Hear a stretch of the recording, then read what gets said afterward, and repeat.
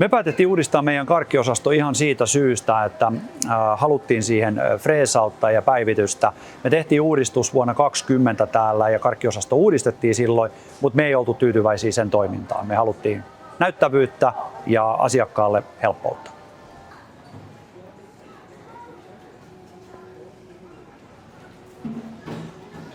Me ollaan tosi tyytyväisiä tähän uudistukseen ja kyllä tuossa niin kuin makeissegmentissä nähdään selkeätä semmoista vireyttä ja virkeyttä verrattuna lukuihin sitä ennen.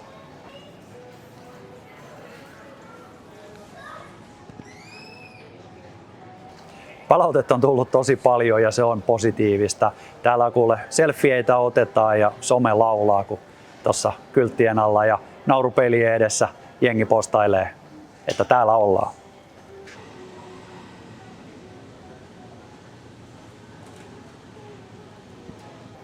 Eventin palveluihin me ollaan tosi tyytyväisiä, että varsinkin nostan esille sen suunnitteluvaiheen, se ideoiden pallottelu, värimaailmat, kaikki, että miten niin raakille ajatuksesta lähdetään yhdessä luomaan jotain tällaista, niin on kyllä tyytyväinen.